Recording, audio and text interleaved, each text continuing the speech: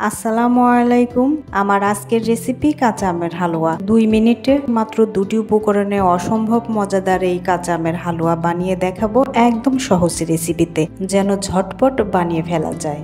কাঁচা আমের হালুয়া বানানোর জন্য আমি এখানে প্রায় 1 কেজির মতো কাঁচা আম ধুয়ে পরিষ্কার করে নিয়েছি। এখন একটা পরিষ্কার কাপড় বা টিস্যু দিয়ে আমগুলো ভালোভাবে মুছে নিতে হবে। মুছে নেওয়ার পর একটা সবজি কাটা পিলার দিয়ে আমের খোসাগুলো ছাড়িয়ে নিচ্ছি। সবগুলো আমের খোসা ছাড়িয়ে নেওয়ার পর এরকম একটা সবজি কাটার দিয়ে আমগুলো ঝুরি করে নিচ্ছি। আর এরকম কাটার না থাকলে আলু ভাজার জন্য আমরা যেরকম কুচি কুচি করে কেটে নেই, ঠিক ওভাবে করে আমগুলো কেটে নিলেই হবে। আমগুলো এভাবে ঝুরি করে বা কুচি করে কেটে নিলে হালুয়াটা সাবুদানার মতো স্বচ্ছ আর দানাদার হবে, যেটা দেখতে এবং খেতে অনেক বেশি ভালো লাগবে। সবগুলো আম ঝুরি করে নেওয়া হয়ে গেছে। তারপর 1/3 কাপ চিনি দিয়ে খুব ভালোভাবে চিনিটা আমের সঙ্গে মিশিয়ে নিচ্ছি। আর এখানে চিনিটা আপনার পছন্দ অনুযায়ী বাড়িয়ে কমিয়ে নিতে পারেন। এখানে আমগুলো ঝুরি করে নেওয়া, তাই মেশাতেই চিনি থেকে পানিটা ছেড়ে দিয়েছে। এই পর্যায়ে হালুয়াটা বানিয়ে নিতে পারেন। আর 15 মিনিট রেস্টে রেখে তারপর হালুয়াটা বানালে অনেক ভালো রেজাল্ট পাওয়া যাবে।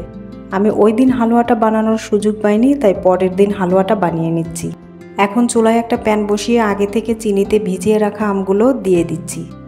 তারপর আমগুলো একটুখানি নেড়ে চেড়ে নিয়ে এর মধ্যে দিচ্ছি পরিমাণ মতো লবণ আর সামান্য একটু গ্রিন ফুড কালার। এখানে কাঁচা আমের লুকটা দেওয়ার জন্য আমি সামান্য একটু গ্রিন ফুড কালার ব্যবহার করেছি, এটা সম্পূর্ণই অপশনাল। তারপর সবকিছু ভালোভাবে মিশিয়ে নিয়ে চুলার আঁচ লো আর মিডিয়ামের মাঝামাঝিতে রেখে অনবরত নেড়ে চেড়ে জাল করে যেতে হবে চিনির পানিটা সম্পূর্ণ শুকিয়ে আমগুলো প্যানের গা থেকে ছেড়ে দেওয়া পর্যন্ত। এখানে হালুয়াটা বানাতে 2 মিনিট মানে 2 মিনিট সময়ই লাগবে, এর থেকে বেশি লাগবে না। এই 2 মিনিট সময়ের মধ্যেই চিনির পানিটা সম্পূর্ণ শুকিয়ে হালুয়াটা প্যানের গা থেকে ছেড়ে দিবে।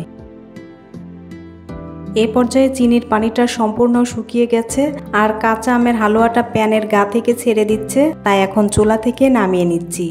তারপর হালুয়াটা ঠান্ডা করে নিয়ে গরম গরম লুচির সঙ্গে পরিবেশন করে নিচ্ছি। এখন একটু দেখিয়ে দিচ্ছি।